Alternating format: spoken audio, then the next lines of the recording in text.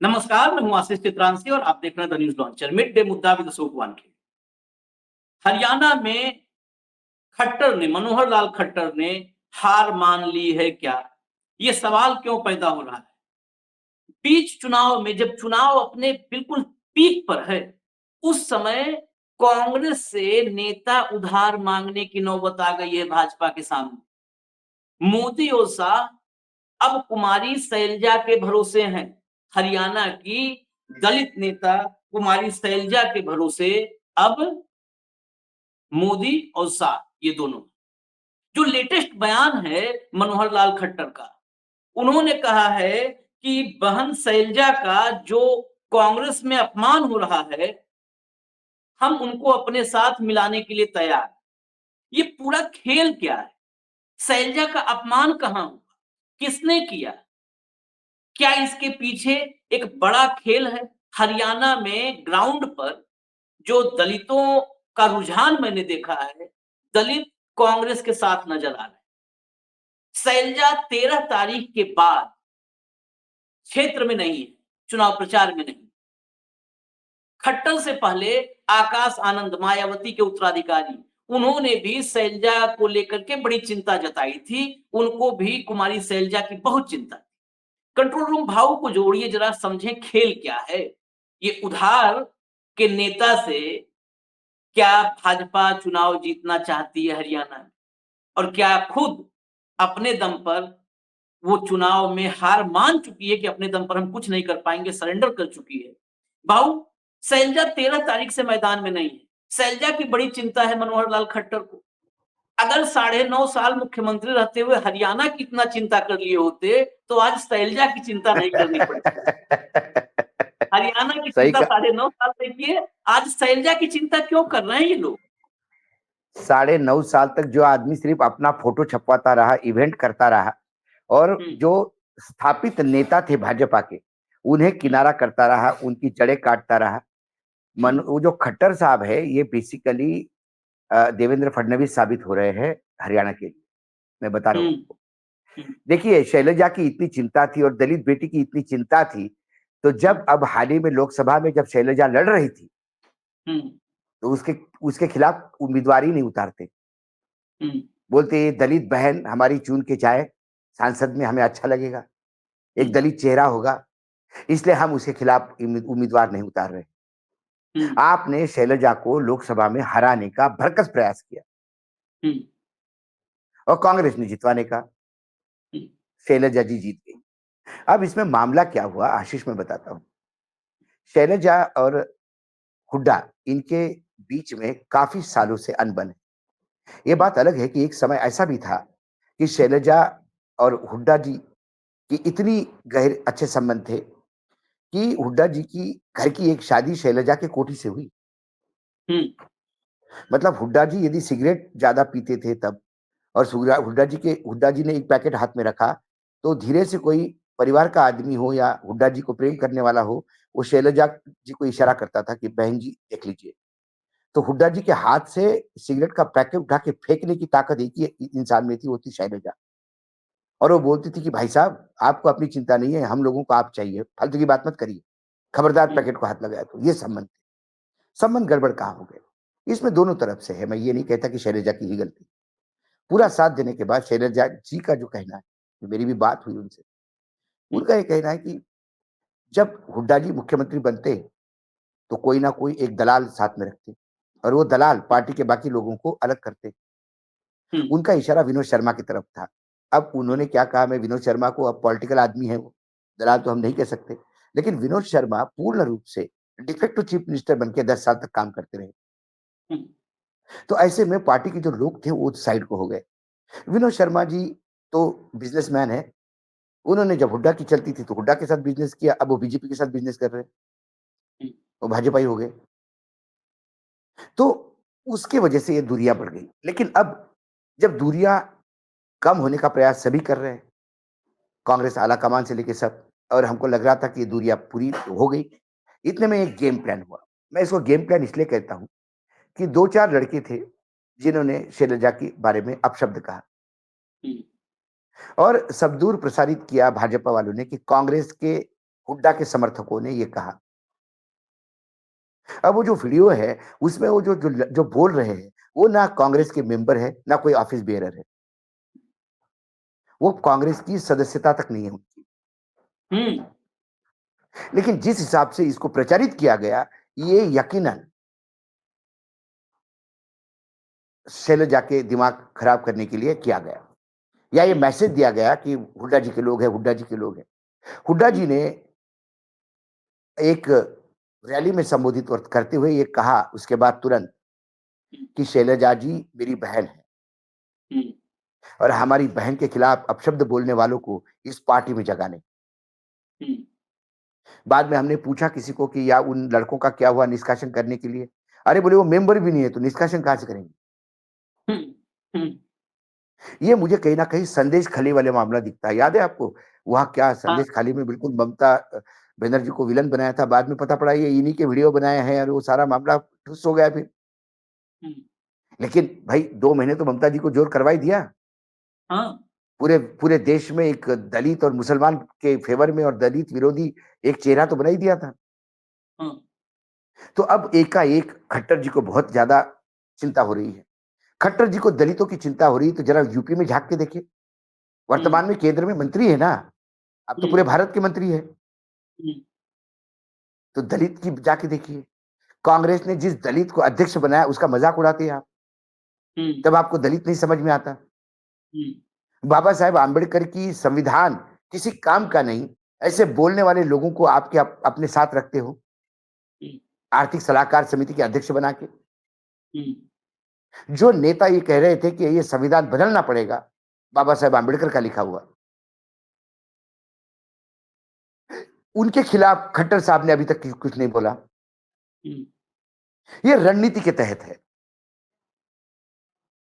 हालांकि शैलजा जी का ये बड़प्पन होता कि यदि शैलजा कहती कि नहीं, हुड्डा जी ने भी कह दिया और मेरी पार्टी मेरे साथ है, ऐसे छिछोरों के कमेंट से मुझे फर्क नहीं पड़ता, हम्म। मेरा कद बहुत ऊपर है। ये तो किसी को भी 5,000 रुपए देके शैलजा जी के बारे में गलत वो पहले हुड्डा जिंदाबाद के नारे लगा दो और शैलजा को 4 गाली दिलवा दो, हो गया वीडियो हम्म। आपका। हम्म। आपको ये चाहिए बोल्ड कौन रहा है, वो मायने रखता है।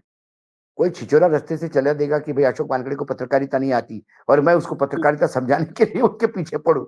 आपने देखा होगा जब भी कोई कार्यक्रम आते हैं उसमें 1000 यदि कमेंट हो तो उसमें 10 कमेंट ऐसे भी होते हैं हम्म। जो 1.5 रुपए पर कमेंट वाले होते हैं। हम उनको जवाब तक नहीं देते।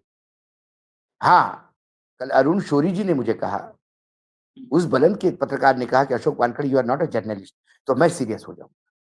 मैं जाके हाँ। पूछूंगा सर मेरे से गलती कहाँ हुई। ऐसा ही एक किस्सा मुझे यदि 30 सेकंड हो तो मैं थोड़ा सा लाइट वेट में बता दूं। सुबह सुबह का समय बिल्कुल। है। बिल्कुल बाबू। एक हमारे यहाँ इंदौर में सर हुकुमचंद सेठ हुआ करते थे।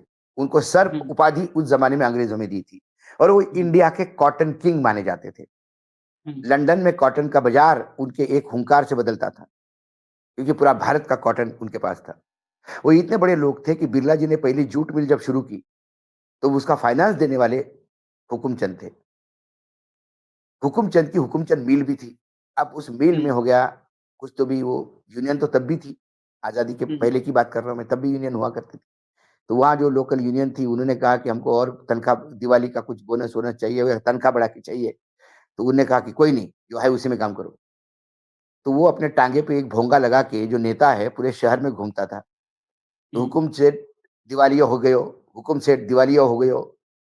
हम्म। तो शाम हम्म। को लोग गणमान्य नागरिक उन हुकुम सेठ जी के मिलने आते थे, चाय पीने आते थे शाम को। तो वहाँ इंदौर में क्लॉथ मार्केट बहुत बड़ा मार्केट है। नॉर्थ इंडिया और हम्म। सेंट्रल इंडिया, साउथ इंडिया के बीच का सेंटर है। बहुत बड़ा ट्रेड है, करोड़ों रुपए का, अरबों रुपए का। फिर वहाँ के जो बड़ी गणमान्य व्यापारी थे, वो भी बैठे थे। उनमें एक ने कहा कि, "कही कह रही हो सेठ जी, उसको मुँह बंद कर दो उसको, जो चाहिए दे दो ना उनको। हम्म। पूरे शहर में बदनामी कर रही है कि हुकुम सेठ दिवालिया हो गए हो, हुकुम सेठ दिवालिया हो गए हो।" तो हुकुमचंद सेठ ने हँसते हुए कहा, "बिरला बोलियो तो जानू, हम्म। मुझे दिवालिया बोलने वाला कौन है? बिरला जी मुझे दिवालिया बोले, तो फिर मैं जवाब दूँ कि मैं क्या हूँ?" लेकिन कोई भी रास्ते का उठा-सुठा यदि मुझे बोलने लगा, हर एक को तिजोरी खोल के तो दिखा नहीं सकता ना। हुँ, हुँ। तो ये नेताओं को भी देखना चाहिए। क्या इसमें राजनीतिक फ़र्क है? अभी देखिए, अभी जैसा आप तो हरियाणा में हैं जो देख रहे हैं। यदि आप द 2024 के लोकसभा के भी नतीजे किए, तो जहाँ 10 में से 5 सीटें बीजेपी हार गई। क्यों हारी? क्योंकि जाट और दलित वोट इकट्ठा कांग्रेस को चला गया। हाँ, हाँ। और ये जो 5 जीती है बीजेपी, उसमें से 3 सीटें कांग्रेस ने दिलवाई है, कांग्रेस की हुँ, गलती से। नहीं तो ये 8-2 का मामला होता। हुँ, तो दलित बाय एंड लार्ज कांग्रेस के साथ है अभी। तो और जाट है, तो इनको तोड़ने के लिए बीजेपी ने कोई कसर नहीं छोड़ी क्योंकि बीजेपी को पता है, इतने 10 साल के कुशासन के बाद तो जनता साथ नहीं देगी। हुँ, लेकिन प्रयास तो करना है। जब जनता साथ नहीं देगी, तो जनता का वोट डिवाइड करो। हुँ, जब वोट डिवाइड एंड रूल, आप वोट डिवाइड करोगे, तो अपनी लाइन बड़ी दिखने लगेगी। हुँ, तो ऐसे में चौटाला के एक धड़े के साथ चंद्रशेखर को जोड़ दिया। चौटाला के एक धड़े के साथ मायावती जी को जोड़ दिया, ताकि दलित वोट और जाट लोग आप डिवाइड करो, हुँ, कांग्रेस को डैमेज करो। फिर कांग्रेस के पास एक फेस दलित फेस है, शैलजा जी, फिर उनको ट्रैप में ले लो। अब इतना प्रेम है शैलजा जी को, तो आप शैलजा जी को सीधा मुख्यमंत्री का फेस घोषित करें। हाँ, हाँ, बोले कि शैलजा यदि हमारे यहाँ आती तो हम मुख्यमंत्री बनाएँगे। हुँ, है औकात अपनी, है ताकत अपनी? नहीं है। हाईकमान, लोग कहते हैं कि हाईकमान ने बीच में इंटरवेन करना चाहिए। लेकिन हाईकमान को ये पता है, बोलने वाले बहुत ही छिछोरे लोग थे। हुँ, कोई बड़े नेता ने किया होता तो उसको पार्टी से निष्कासित कर देते। हुँ, लेकिन जो पार्टी के मेंबर ही नहीं है, उनको निष्कासित क्या करेंगे? हुँ। और हुड्डा जी ने इतना कुछ बोल दिया कि मेरी बहन है। अब वीडियो आप देख सकते हो उसका ये। नहीं, मेरे पास है वो जब वीडियो। हाँ, यहाँ वीडियो पर हाँ, हरियाणा में चर्चा है। जैसे ही वो बयान हाँ, दिया था भूपेंद्र सिंह हाँ, हुड्डा ने, तुरंत हाँ, हरियाणा में वो चर्चा में आ गया। और मैं ये भी आपको बताऊँ ग्राउंड की स्थिति, इसमें 2 बातें और समझ में आती हैं, कि वो जो इवेंट था, जो अलग-अलग पीछे मतलब स्लीपर सेल कह लें या जो है पेरोल वाले, वो भी लग रहा है फेल हुए हैं, क्योंकि जो आपने कहा मैं वही सवाल लेने वाला था, आपने चर्चा पहले उसकी छेड़ दी। चंद्रशेखर और दुष्यंत चौटाला एक साथ हैं। और यहाँ तक कि यहाँ पर जो इस क्षेत्र में जिस क्षेत्र में जो है वो चुनाव लड़ रहे हैं, उचाना में चुनाव लड़ रहे हैं। जींद में उचाना सीट है, वहाँ से चुनाव लड़ रहे हैं दुष्यंत चौटाला। दुष्यंत पूरे इलाके में चंद्रशेखर के साथ एक बस में सवार होकर के चंद्रशेखर के साथ घूम रहे हैं। हकीकत ये है कि कल मैं जींद में जो लगातार फॉलो कर रहे हैं ग्राउंड पे पत्रकार उनके साथ था, उन्होंने कहा कि दुष्यंत चौटाला उस बस के पीछे दुष्यंत चौटाला के 4 आदमी नहीं है, अगर 2-4 हैं भी तो चंद्रशेखर के साथ हैं, वो पता नहीं यूपी से आए हैं कि यहाँ के लोकल हैं, लेकिन 2-4 हैं वो चंद्रशेखर के साथ हैं। और दुष्यंत चौटाला की हालत मैं बताऊँ आपको, दुष्यंत चौटाला की हालत जमानत, जो डिप्टी सीएम रहा 4.5 साल, जमानत भी मैं अभी इस बात को कह रहा हूँ पब्लिकली कि जो मैंने देखा है उचाना में, 4.5 साल डिप्टी सीएम रहे दुष्यंत चौटाला की जमानत नहीं बच रही। जमानत जब्त हो रही है, लोगों का बिल्कुल साफ कहना है कि दुष्यंत को नहीं अरे किसी को दे दुष्यंत से ज़्यादा गाँव मजबूत वहाँ पर कई निर्दलीय गाँव में प्रत्याशी। कई हुँ, गाँव में एंट्री नहीं हो रही है। एंट्री नहीं कई है। गाँव में और घुसने नहीं दे रहे। वैसे ही मायावती की तरफ से आकाश आनंद उतरे हुए हैं दूसरे वाले तो चौटाला यानी भैया, इनेलो अभय सिंह मैं तो चौटाला की तरफ आकाश आनंद को बोलता हूँ, से। हुँ, आकाश जी, आप शैलजा की चिंता मत छोड़ी करिए। आप अपनी चिंता करिए। हुँ, आपने 2 तीखे बोल क्या बोल दिए लोकसभा में। हाँ, आपके बहन जी ने आपको पद से हटा दिया। हाँ, हुँ, आपने क्या गलत बोला था जिसके लिए आपके बहन जी ने आपको बुआ ने आपके पद से हटा दिया? हुँ, जो आदमी अपने ऊपर हुए अन्याय के खिलाफ नहीं लड़ सकता, हुँ, खोलते हुँ, फ्रंट, हुँ, बोलते अपने बुआ को क्यों बीजेपी के साथ पैकअप किया है आपने? हुँ, हम काशीराम जी की लाइन लेके चलेंगे, हम हुँ, दलितों के लिए लड़ेंगे। क्यों हुँ, नहीं बोला आपने? हुँ, जैसे आपको पद से हटा दिया, चुपचाप घर बैठ गए। हुँ। जो आदमी अपने ऊपर हुए अन्याय के खिलाफ बोल नहीं सकते, वो शैलजा जी के लिए अन्याय हुआ करके बोल रहा है। इससे ज्यादा हास्यास्पद क्या होगा? अब शैलजा जी को देखो, शैलजा जी की मुझे लगता है यहाँ इमैच्योरिटी है, मुझे लगता है, या मेरा वैयक्तिक मानना है। हुँ, जब हुड्डा जी ने बोल दिया, वो लोग सादे मेंबर भी नहीं है पार्टी के, कोई ऑफिस बेरर नहीं, हुँ, तो आप सीधा काम पे लग जाती। हुँ, अब वहां पे मैं ये बोल नहीं रहा हूं कि कांग्रेस के लिए वोट होगा। हुँ, जैसे कि आपने कहा कि डिपॉजिट जब्त हो जाएगा, लोग हुँ, घुसने नहीं दे रहे, वो एंटी एस्टेब्लिशमेंट वोट है, हुँ, बीजेपी के खिलाफ वोट है वो। हुँ, और बीजेपी के खिलाफ जब एंटी एस्टेब्लिशमेंट होता है, जब निगेटिव वोटिंग होता है, हुँ, तो वो वोटिंग हमेशा उस पार्टी को जाता है जो जीतने की जगह रखती हुँ, है। हरियाणा में बीजेपी के सामने कोई है तो कांग्रेस है। हुँ, चौटाला का कुनबा बिल्कुल छित्र-छित्र हो गया है। हुँ, तो जो लोग बीजेपी की सरकार नहीं चाहते, वो यकीनन कांग्रेस को वोट देंगे, सिर्फ इसलिए कि बीजेपी को नहीं चाहते। तो बाय डिफ़ॉल्ट कांग्रेस यहाँ बहुत बढ़िया कर रही है। यदि बाय डिफ़ॉल्ट कांग्रेस बढ़िया कर रही है और शैलजा जी ऐसे ही प्रचार से दूर रही और कल कांग्रेस जीतने के बाद क्या शैलजा का इसका श्रेय मिलेगा? फिर हुड्डा जी ने यदि कल कह दिया कि भाई ये जीत जो है, ये लोगों की जीत है और ये हमारे पार्टी के वर्कर की जीत है। इसमें शैलजा जी का कोई हाथ नहीं, प्रचार में तक नहीं आई। हुँ, क्या मंत्रिमंडल में शैलजा जी अपने लोगों को मंत्री बनाने के लिए बोलेंगी? मेहनत हम करें, मंत्री पद का मलिदा आप खाओ, ये बातें नहीं होगी। हाई कमान भी शैलजा जी को वॉच कर रहा है। आज यदि शैलजा पूरा ताकत से उतरती और बता देती कि ये छिछोरे अभियान से विपक्ष के मुझे कोई फ़र्क नहीं पड़ेगा, मैं पार्टी को जितवाऊँगी, तो हो सकता है कि कल मुख्यमंत्री भी बन जाती, हाँ, हाँ, हाँ। मुख्यमंत्री भी बन जाती। लेकिन इन्होंने नहीं, अपने पैरों पे खुद कुल्हाड़ी मारी है, खुद कुल्हाड़ी मारी है। आपने आपने कहा आकाश आनंद की। ये कैसे सब मिले हुए हैं, इस बात को समझने के लिए एक बात और, अशोक तंवर दलित हैं, पूरा पॉलिटिकल टूरिज्म करके आ गए भाजपा में, हाँ, कांग्रेस बिल्कुल। में रहे, कांग्रेस में बड़ा सम्मान, इज़्ज़त रहा, बड़े नेता रहे। आज अशोक तंवर का नाम हरियाणा के चुनाव में कौन ले रहा है? डंप कर दिया गया है। आकाश आनंद को अशोक तंवर की चिंता क्यों नहीं है? शैलजा की चिंता क्यों है? ये बात इसलिए कर रहा हूँ कि जब हटाया था, आपने जो कहा जब बहन जी ने हटाया था, तो कहा था कि अभी मैच्योर नहीं।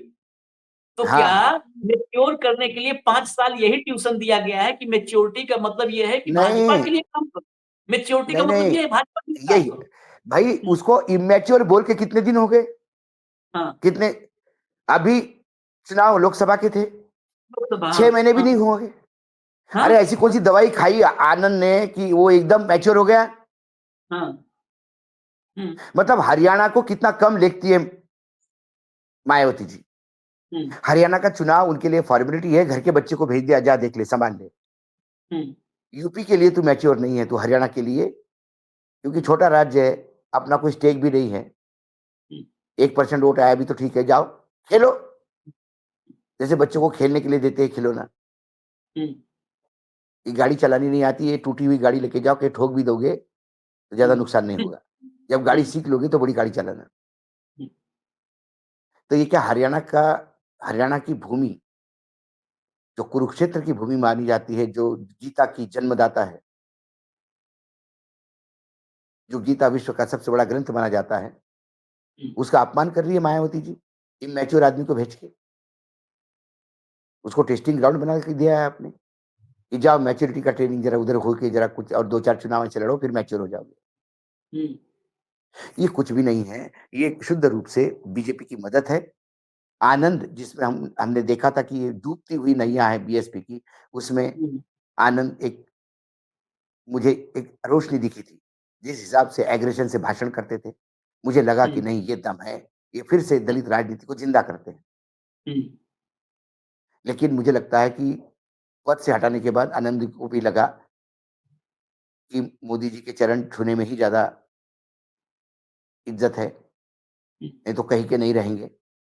तो वो चुपचाप अब मोदी की मदद करने जिस बीजेपी का वो वहाँ हमलावर थे यूपी में, आज हुँ। बीजेपी की मदद करने के लिए वो हरियाणा में उतरे हैं। इस आखिर आखिर में फिर शैलजा पे आते हैं, आखिरी सवाल। मैं फील्ड में हूं, एक बात है कि शैलजा घर बैठी हैं, इसकी चर्चा है, क्षेत्र में चर्चा लोग कर रहे हैं। बीजेपी को हराने के लिए यहाँ पर जो मतदान होता हुआ नजर आ रहा है, मतलब जो आगे की तैयारी है मतदाताओं की, वो बीजेपी को हराने के लिए, जो आपने पहले कहा था कि वो कांग्रेस बाय डिफॉल्ट बेनिफिशियरी है, जैसे आपने एक बार राहुल गांधी को बोला था, तो वही हालत है कि यहाँ पर बाय डिफॉल्ट कांग्रेस बेनिफिशियरी है।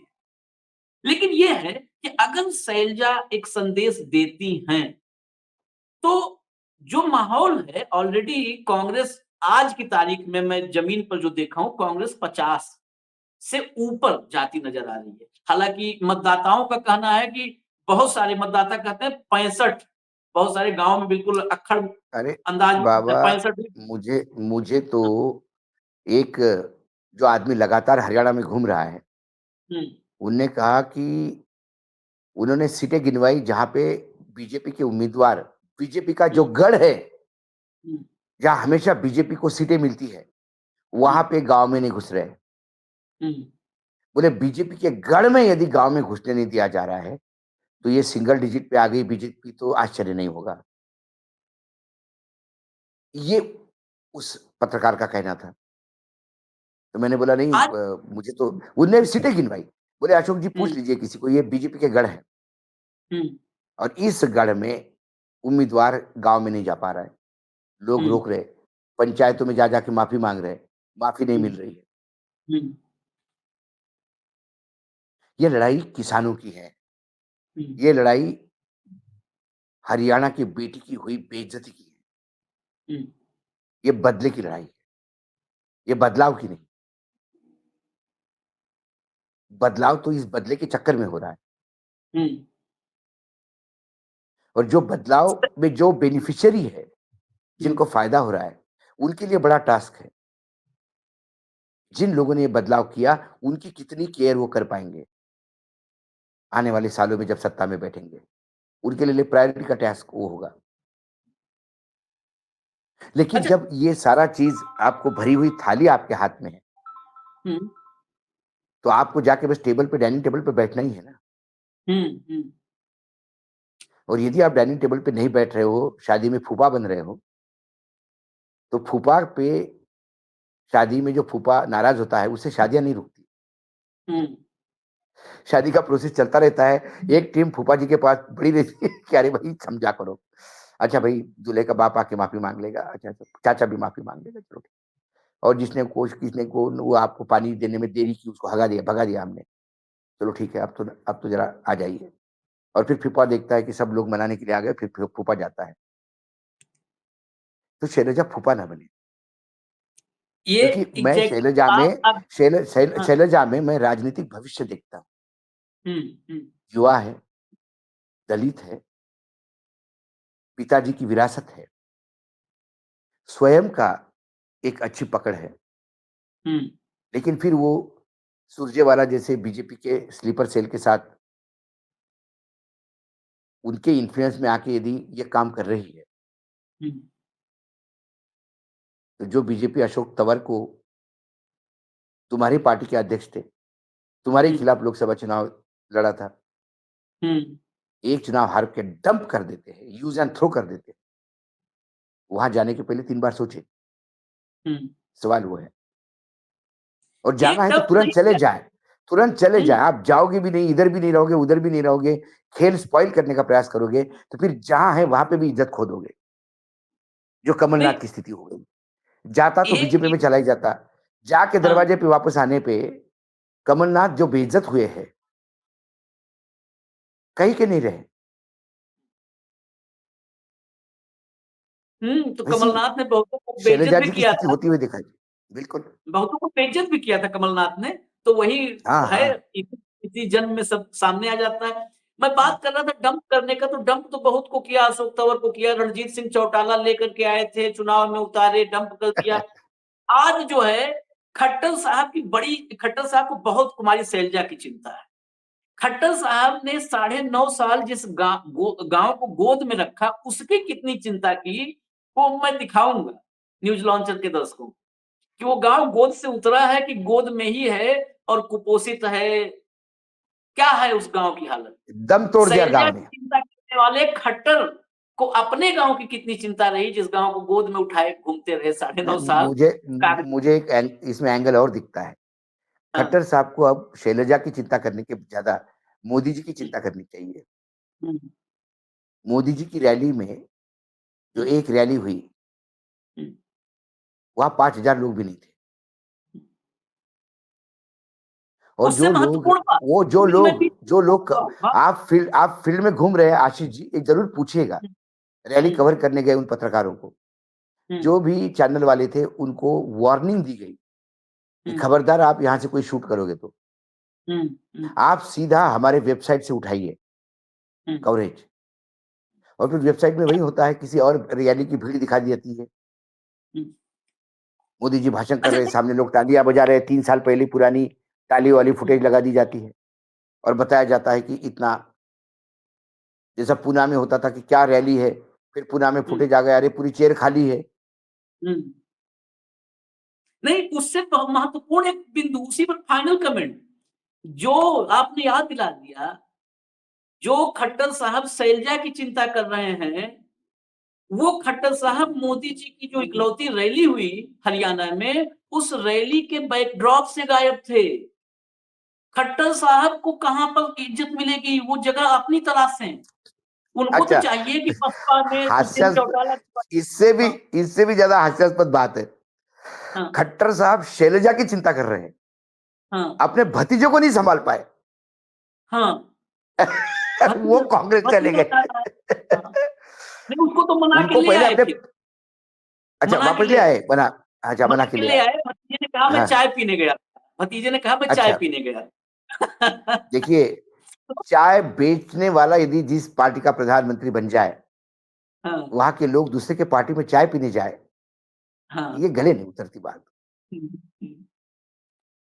खैर, देखते हैं शैलजा आती हैं मैदान में या नहीं आती हैं। लगता है देर सवेर आएंगी, शैलजा भी मैदान में आएंगी।